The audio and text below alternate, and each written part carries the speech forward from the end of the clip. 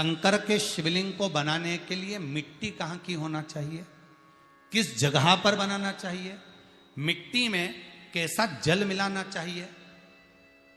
जब शिवलिंग का निर्माण करें, शंकर के शिवलिंग को जब बनाएं तो सबसे पहले कैसे बनाएं, उस तक का विधान शिव महापुराण में और लिंग पुराण में कहा गया।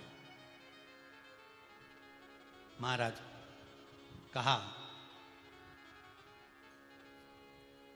क्यारे की मिट्टी हो, क्यारा मतलब समझिएगा जिस मिट्टी पर कोई गंदगी ना करी गई हो, ऐसी जगह का कोई भाग मिट्टी का लाया जाए जहां कोई गंदगी ना करे। शिव महापुराण की कथा कहती है। देखो, पिछले वर्ष के लॉकडाउन से लेकर अभी तक की जो कथाएं आप लोग सुने हैं, उसमें शिवलिंग मट्टी का किस तरह से बनाया जाए और कैसी मट्टी हो और उसमें पानी कैसा मिलाया जाए, कैसा शिवलिंग तैयार करा जाए, उसका विधान वर्णन नहीं कर पाए, परंतु आज कथा निकली है तो उसको सुन लो।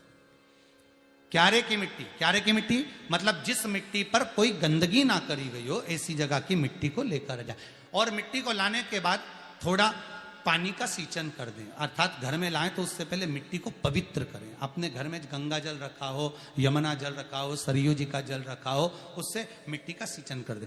मान लो अगर ये जल नहीं भी है तो जल के अंदर थोड़ा सा इत्र डालकर मिट्टी का सींचन करें। अगर इत्र भी नहीं है तो जल के अंदर थोड़ा सा दूध डालकर मिट्टी का सींचन करें। दूध भी नहीं है तो एक बेलपत्री जल के अंदर डालकर उस पानी का सींचन करें। बेलपत्र भी नहीं है, पीपल का पत्ता डालकर उसका सींचन कर दें। पर मिट्टी पर घर में लाते से ही, ये नहीं कि मिट्टी आज लाए और तुमको शिवलिंग कल बनाना है, तो मिट्टी अगर 1 दिन पहले लाए हो, 2 दिन पहले लाए हो, 4 दिन पहले लाए हो, तो उसी दिन जल का सींचन होना चाहिए। ये नहीं कि जिस दिन बनाएंगे उस दिन सींचन होगा। मिट्टी पर पानी का छींटा, सींचन भले ज्यादा मत डालो, पर छींटा तो उस दिन लगा देना चाहिए जिस दिन घर में मिट्टी लेकर आए हो, जिस दिन लेकर। फिर भले तुम शिवलिंग 15 दिन बाद बनाओ, 8 दिन बाद बनाओ, 10 दिन बाद बनाओ, 3 दिन बाद बनाओ, पर उस समय पर मिट्टी का सींचन उस समय हो जाना चाहिए।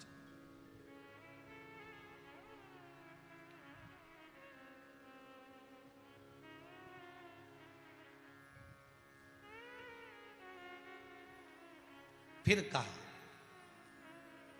जिस दिन शिवलिंग का निर्माण करो उस दिन प्रातः में अगर आप शिवलिंग बना रहे हैं तो ब्रह्म मुहूर्त में मिट्टी को गला दो। किस पानी से गलाना है उसका भी प्रमाण, उसका भी शास्त्र वर्णन करा। किस जल से गलाया जाए, शिव महापुराण की कथा कहती है अगर आपको आज शिवलिंग का निर्माण करना है, शाम को आप शिवलिंग का निर्माण कर रहे हो, तो अपने पानी का जो मटका होता है, हंडा होता है, रसोई घर में जहां पानी भर कर रखते हो, उसके नजदीक में एक कलश जिसमें अलग से ताजा जल भरा जाए और उस पर प्लेट ढकी हो और उस पर एक चावल का दाना रखा हो, उस जल को लेकर आओ। थोड़ी देर रखा रहे, आधा घंटा, 2 घंटा, 3 घंटा, 15 मिनट, 20 मिनट, पर वो पानी वहां रखा होना चाहिए। रसोई घर में अन्नपूर्णा का निवास होता है, परिंदे के पास पितरों का निवास होता है। अन्नपूर्णा, पित्र सब रसोई घर के भीतर विराजमान होते हैं। शास्त्र कहता है 33 कौटि देवता एक समय के लिए, एक क्षण के लिए हमारे रसोई घर में प्रवेश करते हैं। इसलिए रसोई घर को तुम पूरे घर को स्वच्छ रखो ना रखो, पूरे घर को तुम साफ रखो ना रखो, पर रसोई घर एकदम क्लीन होना चाहिए, साफ होना चाहिए, स्वच्छ होना चाहिए। आज के जमाने में तो खैर गया, पर पहले जब मट्टी के चूल्हे होते थे, जब चूल्हा बंद होता था तो उसको गीला कर कर, गोबर को या पानी में उसको गीला कर कर, एक कपड़े को गीला कर कर पूरे चौके को, रसोई घर को पोंछा जाता था। मिट्टी का होता था वो, तो भी उसको पोता लगाते थे, पोंछते थे।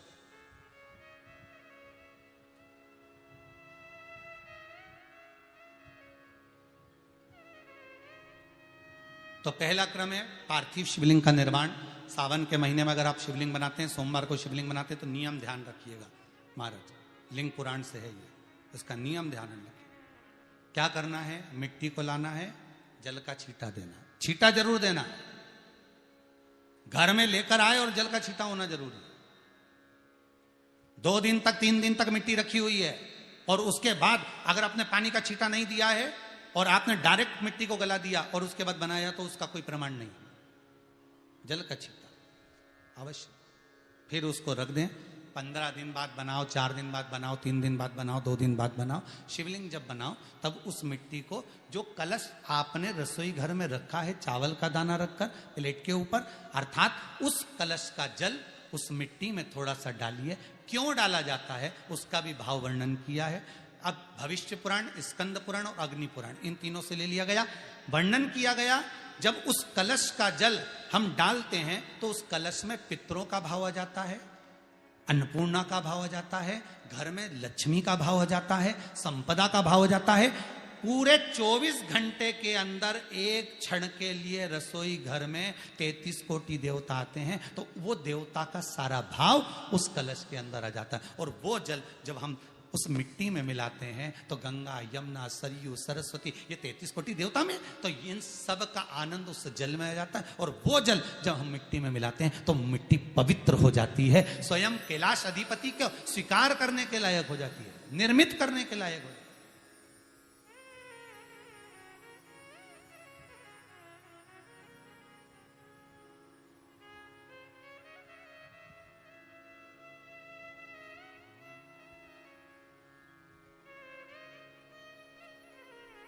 शिवलिंग का निर्माण।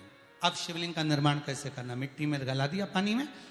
सबसे पहले शिवलिंग बनाने से पहले पात्र को, पात्र जो होता है उसके नीचे एक बेलपत्र रखी जाती है। क्या रखना है? एक बेलपत्र। शंकर को झेलने के लिए कोई साधारण नहीं है पात्र जिस पे झेला जाए। स्वयं गंगा शिव की जटा में, और आप शंकर के शिवलिंग का निर्माण कर रहे हो, कोई साधारण नहीं हो सकता। स्वयं आप विदेश्वर संहिता के अंतर्गत पढ़े कि ब्रह्मा और विष्णु, ब्रह्मा ऊपर जा रहे हैं, भगवान विष्णु नीचे जा रहे हैं, तो पता नहीं कर पा रहे कि यहां चरण कहां पर और शीश कहां पर है, उसको जान ही नहीं पा रहे।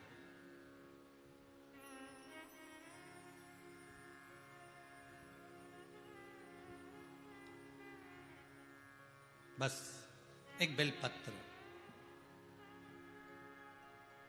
साधारण भाव में, बेलपत्र भी सीधा भाग, और इस बेलपत्र की जो डंडी है वो उत्तर दिशा में रखना है थाली के अंतर्गत। जब आप शिवलिंग का निर्माण करें उत्तर, इसके ऊपर जो गलाई हुई मिट्टी है वो डाल दीजिए, और डालने के बाद सबसे पहले शिवलिंग का स्वरूप बनाना है।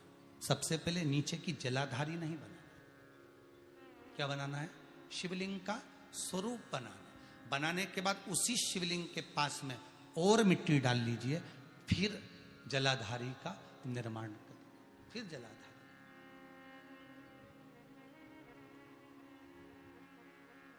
शिवलिंग जलाधारी निर्मित हो गई। शंकर जी का संपूर्ण परिवार शिवलिंग में रहता है, आपको पहले भी कहा। भगवान भूत अधिपति भूतेश्वर, भगवान शिव का संपूर्ण परिवार शिवलिंग में, पहले भी कथा में कहा, आज फिर आपको वर्णन कर देते हैं। जैसे ये जलाधारी है गोल, ये चरण है, ये शिवलिंग है। ये जो गोल भाग है जहां पर भगवान शंकर का शिवलिंग रखा है, ये पार्वती जी का हस्त कमल है। जहां से पानी नीचे गिर रहा है, इसके राइट भाग में श्री गणेश जी का स्थान, लेफ्ट भाग में श्री कार्तिकेय जी का स्थान। बीच में जो एक मोटी सी लाइन होती है जलाधारी में, वो पार्वती जी के सुंदर पुत्री अशोक सुंदरी का स्थान। शंकर जी के ऊपर जो तिकोनी रखी रहती है, उसके ऊपर से जो जल बूंद बूंद नीचे गिरता है, ये जो पानी बूंद बूंद नीचे गिरता है, या आप कलश से जल चढ़ाते हो या आप श्रृंगी से जल चढ़ाते हो, तो ये जो पानी गिर रहा है, ये शंकर भगवान की 5 पुत्रियां, जया, विषहरा, शामरी बारी, दौतली और देव, ये शंकर जी की 5 बेटी, 5 पुत्री। कार्तिकेय भी है, गणेश भी हैं, अशोक सुंदरी भी है, शंकर जी की 5 बेटियां भी हैं, शंकर भी है और पार्वती भी। अर्थात शिव जी के परिवार में आपको गणेश जी की पूजन अलग करने जाने की जरूरत नहीं पड़ेगी, शंकर के परिवार में पार्वती जी की पूजन अलग करने जाने की जरूरत नहीं पड़ेगी, कार्तिकेय की पूजन अलग जाकर करने की जरूरत नहीं है। शंकर का परिवार शंकर के शिवलिंग के साथ में उस जलाधारी में संपूर्ण परिवार शंकर का विराजमान है, संपूर्ण परिवार, कुछ भी नहीं, संपूर्ण और पूरा परिवार है महाराज। फिर वही बात आई, ध्यान दीजिएगा, जिस व्यक्ति को नींद ना आवे, रात्रि को सोते समय टेबलेट खाने की जरूरत नहीं, शंकर भगवान की 5 पुत्रियों का नाम लीजिए। जया, हाथ में जल लो, पलंग पर बैठो, जल हाथ में लिया, जया आचमन कर लो, विषहरा आचमन कर लो, श्यामली बारी आचमन कर लो, दौतली आचमन कर लो और देव आचमन कर लो। ये शंकर की जो 5 पुत्रियां हैं, ये ऐसी पुत्रियां हैं जो निंद्रा देवी को लेकर आती हैं और हमें विश्राम का आनंद सुख प्रदान करती हैं, हमारे नयनों पर विराजमान रहती।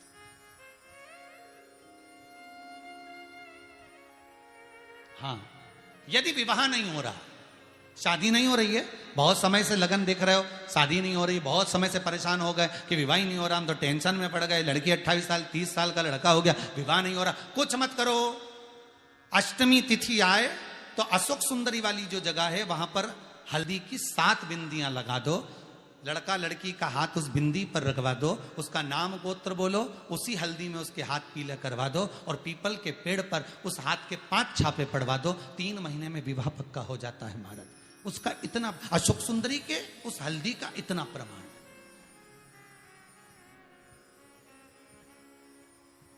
3 माह के अंतर्गत विवाह नक्की हो। इतना इतना प्रमाण है महाराज, भगवान शिव की आराधना का कोई साधारण फल है महाराज।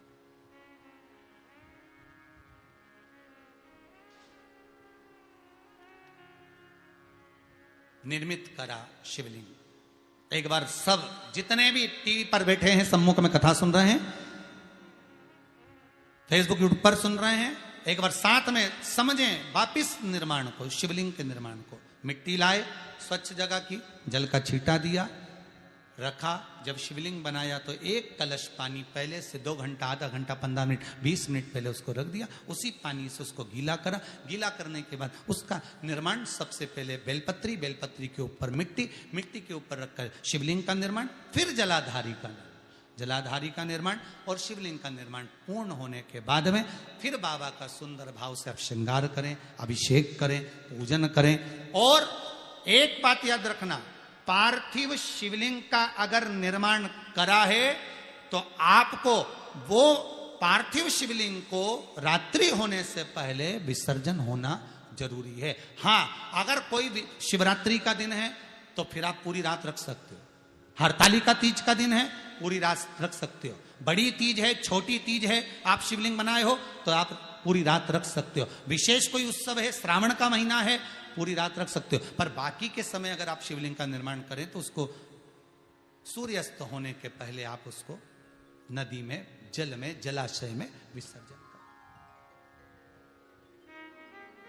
बहुत ध्यान दीजिएगा, विसर्जन करते समय जब आप विसर्जन करें, पानी में अपने पात्र को, शिवलिंग को जब छोड़ें, उस समय पर ध्यान दीजिएगा कि शिवलिंग की जो जल की धार है, जिसका उत्तर की ओर जो जल की धार होती है, विसर्जन करते समय वो जल की धार अर्थात वो उत्तर का भाग हमारी ओर होना चाहिए और थाली इस तरह से पकड़ें कि वो भाग हमको जब डालें तो वो भाग हमको दिखे, थोड़ा सा नजर आए पानी में डालते समय। और जब वो थोड़ा भाग दिखता रहे, और जिसलिए आपने शिवलिंग बनाया, जिस कामना से आपने शिवलिंग बनाया है, वो कामना उस भाग को पानी में देखते देखते बोल दीजिए, वो कामना पूर्ण हो जाती है। इसको कहते हैं पार्थिव शिवलिंग का निर्माण करना और उसकी आराधना करना।